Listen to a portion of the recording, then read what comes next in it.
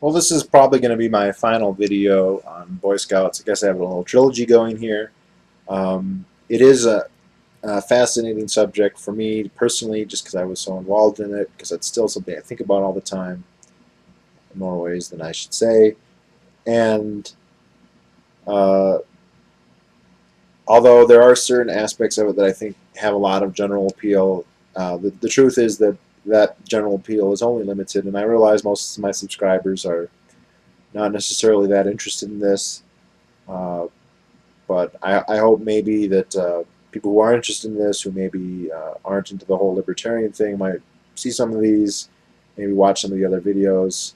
Uh, I've always wanted to kind of branch out and do other things because obviously I have other interests other than like Hans Herman Hoppe and Lou Rockwell. I mean, that stuff has come to dominate much of my thinking, but it's not the only part of my life. It's not the only thing I think about. That's not the only thing I care about.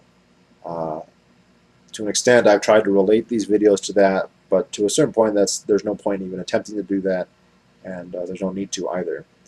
So, if you're one of my normal subscribers, I apologize. This one's going to probably be even more esoteric than the video on the Eagle Merit Badge or the Eagle Rank, because whereas the Eagle Rank is something most people have heard about, Boy Scouts is something most people have heard about.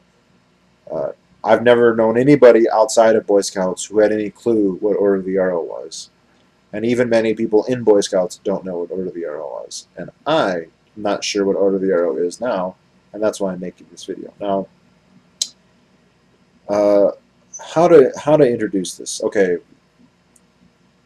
I'm hoping people who are in Order of the Arrow watch this. And if they do, I apologize for recanting something you already know, and perhaps recanting it wrong, either because my memory has failed me in the 15 years since I was in it, or because customs are different where I am than where you are. But Order of the Arrow is an organization within Boy Scouts, and to put it bluntly, it is a secret society within Boy Scouts.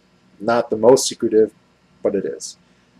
My first encounter was when I was in Boy Scouts. Uh, you go to the meetings every week. You know who's going to show up. You know who your buddies are. And one spring, these two boys showed up who I didn't recognize, who were wearing immaculate uniforms, and they had a white sash with a red arrow on it. And I thought, who are these two? We have new Boy Scouts, and what a coincidence they both are wearing this strange insignia that I've never seen before. And it turned out they were from Order of the Arrow. And they said Order of the Arrow is basically a fraternal organization within Boy Scouts. And the way it works is each troop has elections, and they elect, I don't know, 2 or 3 people per year. And those 2 or 3 people go to what's known as an ordeal, which probably varies from place to place, but basically the idea is you go through an ordeal.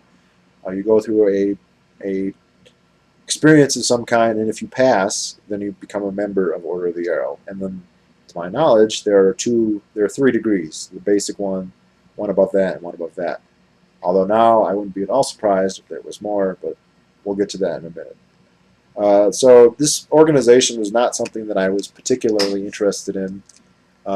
It just seemed like something that once you got old enough and you had enough rank in your troop, you would almost inevitably be elected into it. They'd elect. If your troop was really big, I guess this would be different. But in my troop, once you got to be, say, in 8th grade, or were really popular in 7th grade, and you were, say, a patrol leader, chances are everybody older or more seasoned than you was already in it, and so whoever got elected would have to be you. And at some point, that's what happened to me. I think I was probably in 8th grade. I might have been in 7th grade. I'm not sure. And I thought, well, I like Boy Scouts. I'm involved. I might as well be involved in this as well. There's no very, very little information about it. And in truth, it doesn't really do that much, so that's not that surprising. Uh, so what happened is we get dropped off at a camp, and it was at a camp I'd never been to before. It was one owned by my council, Camp Gerber, as in the Gerber baby food tycoons who basically donated all the money to this camp. Uh, and in a camp not far from Muskegon, Michigan, for those of you who want to look up on your maps. And you go to this ordeal, they truck you in, and they do this real dramatic. They have a fire, they're in canoes, and all these guys dressed up like Indians. And they give you this whole spiel about the Lene Lenape and Uncas, and it's kind of a cross of Hiawatha and Last of the Mohicans kind of spliced together ad hocly. And then what they say is you're going to go through this ordeal. This is on a Friday night, and they say from now on you can't talk, you can't eat, and you can only drink a little water. And then they go and they let you go in the woods, and you have to sleep in the woods without a tent or anything, which I've only done a couple of times, and let me tell you, it's unless you're really lucky, it's never that fun. I was not particularly unlucky; it didn't rain or anything, but it was not a nice night. And then what you do the next morning, you can't talk. They don't feed you. You get to drink some water maybe, and then they work you at hard labor like all day. Uh, and it was hot, and it was not fun. And it would have been a lot nicer if there had been some. No, I'm not going to say. But you work all Saturday, and then Saturday night they blindfold you. You put your hand on the shoulder ahead of somebody else, and you go on like a mile walk. Maybe it's you only walked 100 yards, but they go on a circuitous route. When they unblindfold you,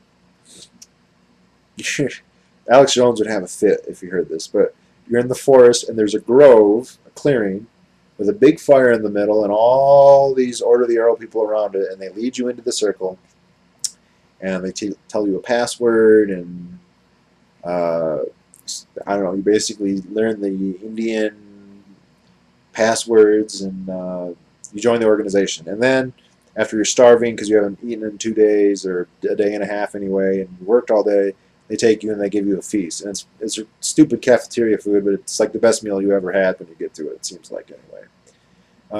But then after that, the next day, I went home, and uh, I think to go to the camp, I paid like $20 to go to the camp, and that included to get the quadrennial, the quarterly magazine, which was just a couple pieces of paper stapled together. And it wasn't an organization that I really was active in after that. But a year later, they called me and they said, "Well, do you want to be the next rank up, which is called Brotherhood?" And I said, "Sure, why not?" And you go and you get to talk and everything, but you have to do physical labor, and then uh, the ceremony is much more involved. There's a rock you hand back and forth, and uh, it's all kind of weird. I remember having a hard time taking it really that seriously. It'd be one thing if like we were forming, I don't know, some kind of organization to overthrow the government or something, or special forces or something. But it's just you join it and then you never do anything again. In fact, I mean, at the luncheons, I got to talk to some of the people who were like in charge of the area that I was in, and they were like, "Well, we don't do anything. There's nothing to do. We live in a rural area. No one's going to drive in a half an hour to go to a meeting, you know." And so maybe in urban settings with high population centers, they're more active, but it just didn't make a whole lot of sense. Anyway, I didn't think much about it, and it was just something. If it was a nice occasion, I'd wear the Order of the Arrow sash, and didn't really think about it. Well, then when I was in college, years later, I was walking to my classes. It was during the summer, and I saw two guys wearing Boy Scout uniforms. I go, "Oh, that brings back memories. I wonder what they're doing. They're probably selling popcorn." But then I saw two more, and then there, as it turned out, there were 15 or 20,000 at the campus, and they were all Order of the Arrow. Order of the Arrow has every 2 years they have a national conference, and it just happened to be at Michigan State that year, and I was there. And man, was that a blast from the past. But anyway, a friend of mine called me and goes, "What's the deal with all these Boy Scout, or what's this going on?" I said, "It's Order of the Arrow." And he said, "What's that?" And I thought about it for a second. And in the intervening years since I had been in it, I had gone through the whole conspiracy theorist Alex Jones thing. It's a phase that I'm more or less over, and I was probably over at this point too, but not quite as much. And I said, "It's a secret society in Boy Scouts. It has degrees," and it's funny because the units are called lodges, and I was like, well, they changed the union, the University Union, and basically to a museum for Order of the Arrow. And I thought, oh, this is cool. And I went, and they had a big poster about the founder. And as soon as I saw the poster, I'm like, you know what? I bet that guy was a Freemason. So I went online, and sure enough, he was a 32nd or 33rd degree Freemason. And Order of the Arrow is very clearly a, a well, at the very least, it is based on Freemasonry, at least in its organizational structure. As far as I'm aware, we didn't worship Lucifer in Order of the Arrow, but I could be wrong. Maybe all the references to fire were, uh, I don't know, meant something other than what I thought. Now, it turns out I went online and there were actually 2 articles I read about it. I'm not going to find them and put links to them. They might not even still be up, although I bet you can find them if you look for them. Basically saying that, yes, this guy was a Freemason, and yes, it does appear that Order of the Arrow is at least an ape of Freemasonry. Uh, and I guess at one point in the 30s or 50s, they kind of demasified it. They took a lot of the names out, but they still call them lodges. It still has degrees in it. And I thought it was interesting because my conspiracy theory, one that I don't believe in but I thought sounded plausible, is that uh, if you looked at something like the Boy Scouts of America that's so decentralized, but so large and so influential because there's so many young guys in it who are going to grow up at some point, most of them, that if you were a powerful person or a powered elite, you might well look at that organization and be like, that's something that we should influence. But it's a decentralized organization taking over the presidency, which is something I'm sure would be easy for a powerful person. It doesn't mean anything.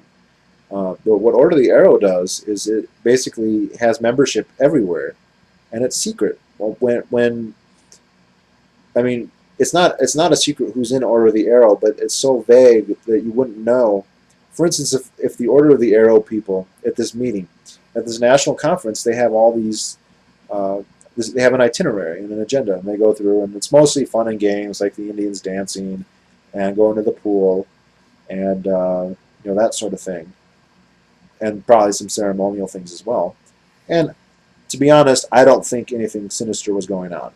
But I could imagine very easily if they could say, okay, well, our idea is that just randomly that we got to make sure that the Boy Scouts of America really support George Bush, for instance, or the Republicans, or some other policy. And hey, everyone's there for a good time, and they figured, hey, it sounds good.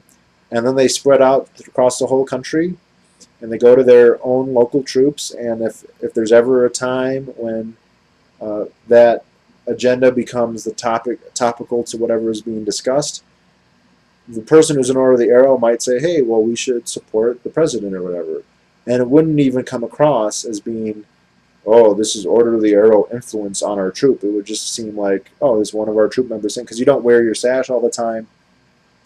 And I actually think there's a high probability that this may have been the intent of the creation of the Order of the Arrow. Now, even if it was the intent, I see no evidence at all that it has worked out that way or that it is that way now, although I don't know.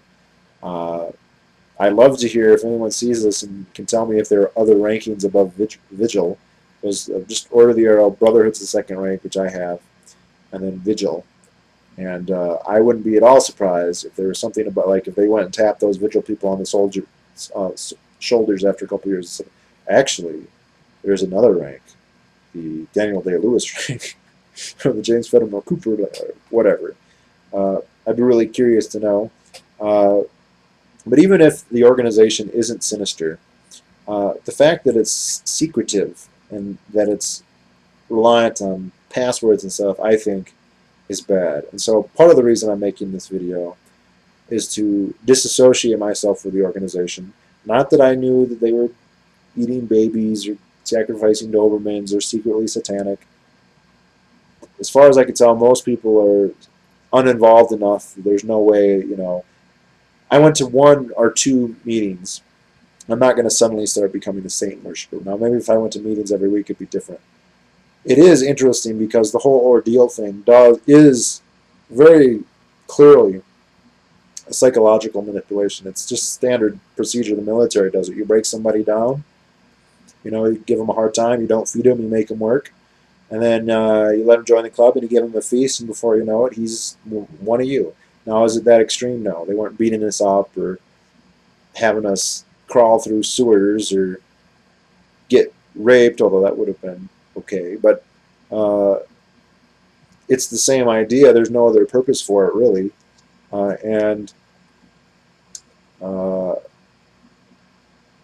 That's bad. The whole secrecy thing is bad. It should be all out in the open. There's nothing wrong with having exclusive organizations and saying we only want certain members. That's fine. But just say, hey, we only want certain members, and this is why.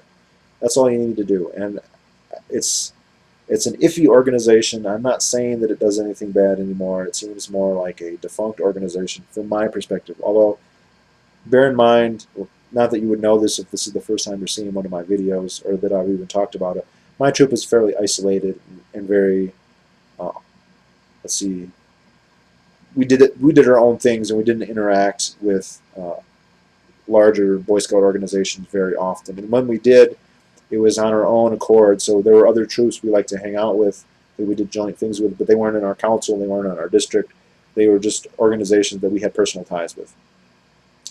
Uh, and since it was a rural area, Order of the Arrow was just this once in a year thing, kind of.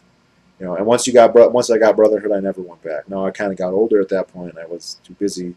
I was always told that Vigil was a lot harder to get, so I just kind of wrote it off as there's not a lot of reason for me to go. But yeah, if anyone here has any information, I'd love to hear it. If you ever heard anything in the years since then, I met one or two people who I realized were Order of the Arrow people. I gave them the secret handshake, the secret word. I mean, one guy wasn't a secret. He had a backpack. It had a big red arrow on it. It was kind of a giveaway. I was like, oh, brother. uh, I don't know how many people in it. There were 15,000 people at the annual conference, and I imagine the vast majority never go to that. So membership is probably in the tens, maybe even the low hundreds of thousands. I'm not positive, and I don't know if it's as defunct elsewhere as it was where I was. At least not in my council. I think that some of the lodges were a little bit more active, but mine certainly wasn't. So uh, anyway, I to the extent that this is even meaningful, I like to disassociate myself with the organization. Uh, it just leaves a bad feeling in my mouth. Boy Scouts is awesome. Order of the Arrow is a little shady. And if anyone feels differently, let me know. I think it'd be cool. Uh, I looked on YouTube and I didn't see anything on there about Order of the Arrow. The only videos, I don't think I saw any actually on Order of the Arrow. And if there are, they're probably just videos of conferences or something. So actual discussion on the topic I think would be interesting. Although, as I admit, it's a pretty esoteric thing for most people. I mean, Boy Scouts in general is esoteric. Order of the Arrow even more so. But it interests me, so I decided to make a video about it.